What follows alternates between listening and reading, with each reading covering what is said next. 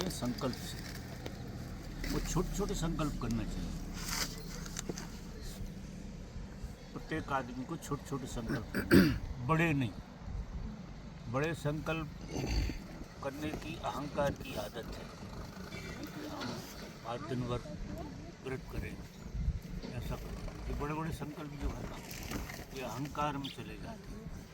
ये संकल्प वाले आदमी अहंकारी हो जाते हैं। और छोटे छोटे संकल्प करने वाले जागृत होते हैं, कृष्णलाई। तो हम लोग के पास पापा बिल्कुल संकल्प नहीं है क्या? हम लोग संकल्प रहित होकर जी रहे हैं क्या? प्रतिबंध है। ना तो तुम ठीक से बैठ सकते हो, ना ठीक से खड़े हो सकते हो, ना ठीक से बोल सकते हो, और ना ठीक से खा सकते हो। संकल्प नाम की चीज़ तो नहीं है। और जिधर संकल्प नहीं है उधर यांत्रिकता है। यांत्रिकता, यंत्र की तरह सब हो रहा, क्योंकि ये शरीर में एक ऐसा इंटेलिजेंस है जो इसकी ज़रूरत है, और इसका सारा खेल उसके अंदर बना रहता है। वो इसके अंदर ही नहीं है। जो पेड़ पौधे, पशु पक्षी, चींटी से लगा के हाथी तक, सबके अंदर है वो इंटेलिजेंस हमारे अंदर। तो वो भी क्या कर रहे हैं कि जीवन को कैसे बचाएं, उसके इर्द गिर्द घूम रहे हैं। हम भी जीवन को कैसे बचाएं और जीवन को कैसे सुरक्षित व्यवस्थित करें, वो चींटी भी कर रही है, हाथी भी कर रहा, सब कोई कर रहा। हम फिर उसी में आ जाते हैं। पहली बार आदमी आदमी होता है जब संकल्प जन्मता है। तो तुम्हारे अंदर मनुष्य का जन्म हुआ संकल्प से। जैसे जैसे संकल्प प्रगाढ़ होगा तुम्हारे अंदर मनुष्य जन्मेगा। क्योंकि हमें जीवन का पता भी लगाना, जीवन जैसा सब जीते हैं, पूरी प्रकृति जीती है, ऐसे हम भी जी रहे हैं, लेकिन हमें जीवन के बारे में पता बिल्कुल नहीं। और ये मनुष्य की संभावना कि जीवन का पता लगाए, मतलब मनुष्य बना ही इसलिए है कि वो जीवन का पता लगाए कि जीवन आखिर है क्या, ये सारा खेल है क्या। वो बड़ा अच्छा प्रश्न एक TI आए थे, उन्होंने पूछा था मेरे से कि जी जीवन क्या है, कहीं हम क्यों आए हैं। ये प्रश्न किसी को पैदा नहीं थे, उन्हें पैदा हुए तो मेरे को आश्चर्य कि जी हम आए क्यों हैं यहाँ, ये भगवान ने जो डर्रा काय को बनाया है, इसकी क्या ज़रूरत पड़ गई। ऐसा ये अतिशय प्रश्न जो है ये हमारे चित्त में आते ही नहीं है, क्योंकि हम इतने प्रश्नों से घिरे हैं अभी फालतू के। तो जो फालतू के प्रश्न जो है संकल्पहीन आदमी के लक्षण। संकल्प वाला आदमी इधर का प्रश्न उसके चित्त में आएगा ही। जो क्रिस्टलाइज होगा तो उसको अज्ञात में क्या है, आखिर अज्ञात है क्या, वो प्रश्न उपजेगा। और अज्ञात में महाजीवन छुपा है। ज्ञात में तो ढर्रा है पूरा, ज्ञात में जीवन नहीं है।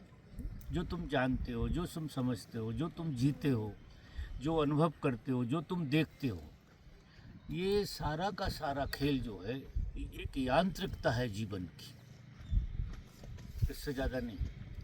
तो यांत्रिकता का मतलब ये है कि यांत्रिकता सबको है। तो हम एक तरह की भेड़ बकरी की तरह हैं, सबको कचौड़ी खाना।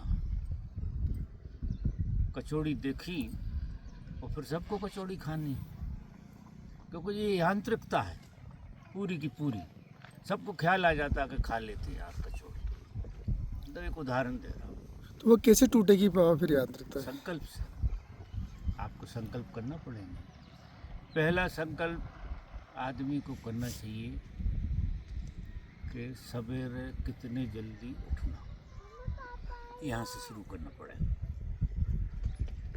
तो नैसर्गिक रूप से जो धर्म की यात्रा में प्रवेश करना चाहते हैं उन्हें 9 साढ़े 9 बजे सो जाना चाहिए, चद्दर ओढ़ के, सब काम छोड़ के, चाहे कोई मर रहा हो तो सवेरे जला देंगे। समझ रहे बात? अगर कोई मर रहा है तो सवेरे जलेगा। अभी मैं चिंता क्यों करूं, दिल से सोऊं? तो 9:30 बजे सो जाना चाहिए और सवेरे 3 और 4 के बीच में उठ जाना चाहिए। यहाँ से शुरू करो। अब आपके पास समय बहुत हो गया, बहुत समय है आपके पास। नहीं, लोग क्या कहते हैं कि हमें 7 बजे धंधे पे जाना है, 8 बजे ये करना है, 9 बजे ये करना है। टाइमिंग कहाँ है हमें साधना? अब आप 3 बजे उठे, कितना समय है आपके पास? 7 बजे तक। अब वो जो 4 घंटे हैं आपकी सवेरे का, अगर सच में सत्य को जानना है तो यहाँ से शुरू करना पड़ेगा। 3 साढ़े 3 बजे आप उठे, फिर आपका जो भी नित्य क्रिया जो भी होती है। पर बाबा 4 बजे उठना तो बहुत अनप्रैक्टिकल है। आप नहा लोगे, धो लोगे, 1 घंटा ध्यान करोगे, उसके बाद 9 बजे 10 बजे काम पे जाना है, तो 7 घंटे क्या करेगा बाबा? 7 घंटे कहाँ? बाबा 1 मिनट 4 बजे अब बाबा। समझे नहीं, नहाने धोने की बात नहीं है। हाँ, वो जो योगा, प्राणायाम, ध्यान, अच्छा उसका। अब ये तीनों 1-1 घंटे की, हाँ हाँ, या आधा घंटे के योगा प्राणायाम और 2 घंटे का ध्यान, तो कितने हो गए? 3 घंटे हो गए। 1 घंटा हो गया आपका अच्छा अच्छा। नहाने धोने और नित्य क्रम में, तो आपके 4 घंटे हो गए। 3 बजे उठे तो 7 बज गए आप। 7 बजे उठ के आप ब्रेकफास्ट करिए 7 साढ़े 7 बजे। फिर जो है आपके कामकाज की रूपरेखा बनाइए, उधर जाइए और बराबर आप 8 घंटा काम करिए।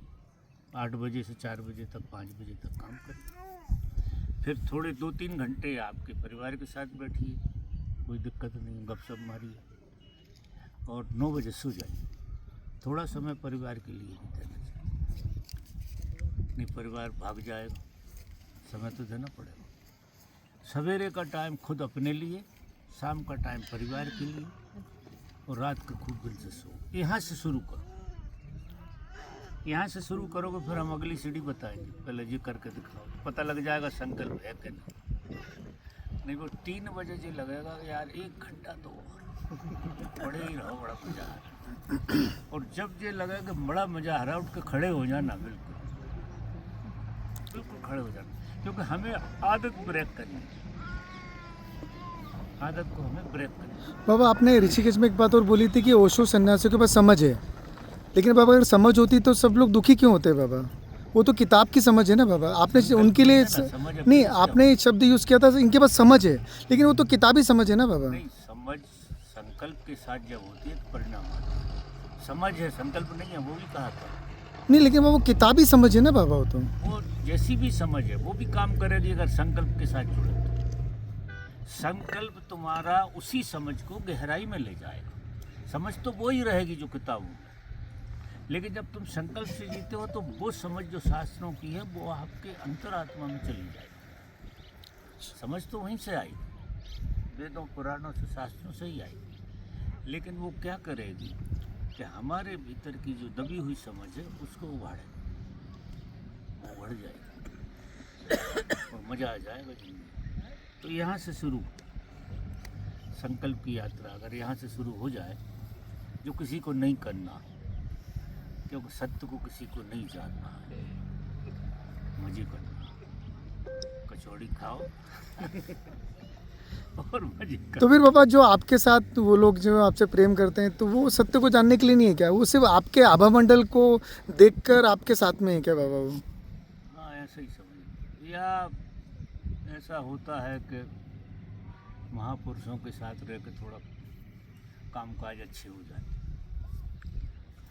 अधिकतर 99% लोग धर्म से जो जुड़े हैं तथाकथित साधुओं से, लोभ, भय और मोह के कारण। लोभ, भय और मोह।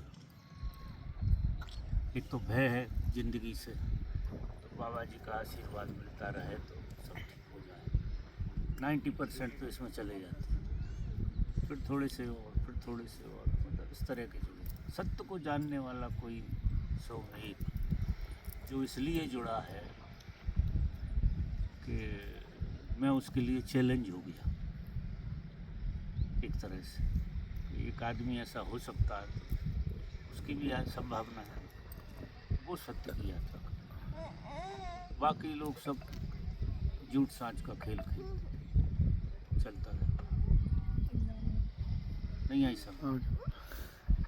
ये तो तुम्हारे ही प्रश्न है और तुम्हारे ही उत्तर है, कोई और से लेना देना नहीं है। ये सब बातें आपके लिए। आप जब बात समझे ना, मैं इनको कह रहा हूँ, ये तो सब बहुत बढ़िया लोग।